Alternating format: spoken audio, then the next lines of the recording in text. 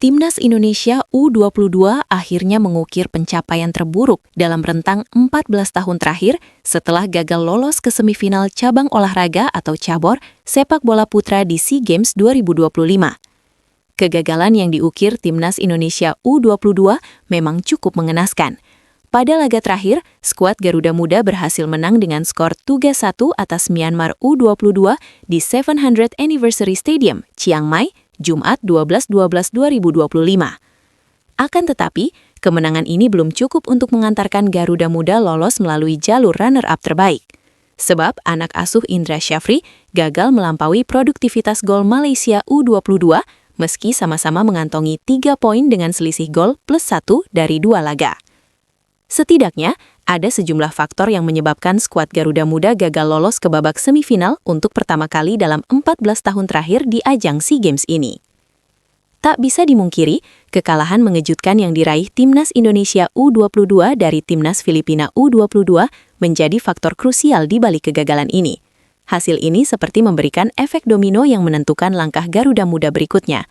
Pasalnya, dengan hasil 0-1 kontra Filipina tersebut, Timnas Indonesia U22 sudah tidak bisa lagi mengandalkan kemenangan biasa pada partai berikutnya, karena harus mengejar margin gol yang besar untuk bersaing di jalur runner-up terbaik.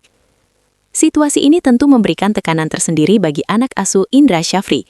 Mereka dihantui beban psikologis yang besar untuk bisa meraih kemenangan dengan selisih yang signifikan ketika bersua Myanmar. Dengan demikian, kekalahan ini memang mengubah seluruh skenario kelolosan Timnas Indonesia U22 di ajang ini.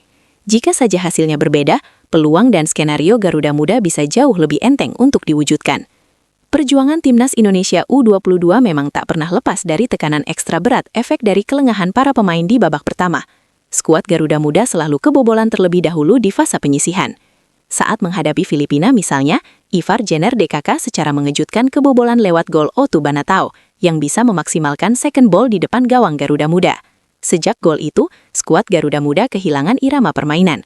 Mereka terlihat tergesa-gesa, baik dalam membangun serangan maupun menyelesaikan fase terakhir penyerangan sehingga berakhir kandas. Momen yang sama juga terjadi saat melawan Myanmar. Gol Min Maung pada menit ke-29 membuat anak asuh Indra Syafri terjungkal. Margin gol yang harus dikerja jadi makin besar karena kebobolan ini. Selain itu, perjuangan Timnas Indonesia U25 ini memang tak mudah. Skuad Garuda Muda dibebani ekspektasi yang tinggi karena status sebagai juara bertahan alias peraih medali emas pada edisi sebelumnya. Status Indra Syafri sebagai pelatih yang sukses mempersembahkan emas pada edisi 2023 juga menambah beban ekspektasi ini. Faktor ini diyakini ikut memberikan dampak psikologis bagi para pemain. Selain itu, kesempatan yang didapatkan Indra Syafri tergolong mewah. Dia bisa memanggil sederet pemain diaspora yang berkarier di luar negeri, seperti Ivar Jenner, Dion Marks, hingga Mauro Zylstra, untuk membangun kekuatan yang diinginkan. Lalu keputusan pihak federasi dan I-League untuk meliburkan kompetisi BRI Super League, meskipun tidak berada dalam agenda FIFA Matchday, juga menjadi kemewahan tersendiri, meski hasilnya tidak sesuai pengorbanan yang dilakukan.